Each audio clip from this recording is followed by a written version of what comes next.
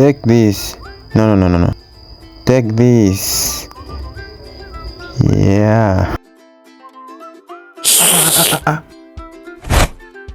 Je, unakunywa juisi ukizani ni sawa na kula tunda? Hapana, ukweli ni kwamba kuna utofauti mkubwa sana kati ya juisi na tunda. Unapokula tunda linakuwa na nyuzilishe, kwa kitaalamu tunaita fibers, ambazo husaidia katika mfumo wa mmeng'enyo wa chakula. Kingine, hizi nyuzilishe huweza kumfanya mtu ahisi kushiba, hivyo hupunguza ulaji wa chakula kupita kiasi.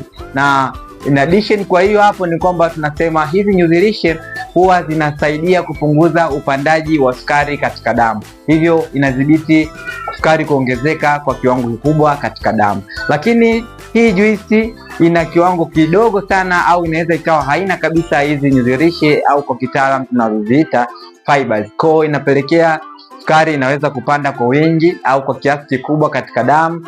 Na sababu nyingine ni virutubishi vinavyopatikana kwenye juisi hapa na kwenye tunda. Kuna baadhi ya virutubishi kama vitamin C huwa ni rahisi kupotea. Kwa hiyo tunapoandaa juisi kuna uwezekano mkubwa wa kupoteza hivi virutubishi.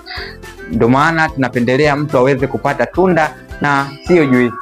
Lakini sasa sio kwamba juisi ni mbaya, lakini kunywa kwa kiasi na usiongeze sukari katika juisi yako. Ikitokea mimi umeniuliza nikuchagulie nini kati ya juisi na tunda, nitakushauri ule tunda, kwa sababu tunda lina fibers au nyuzilishe ambazo ni rafiki kwa afya yako. Kwa tips kama hizi za lishe usiache kunifollow @Tician_Bilimia. Kwa heri.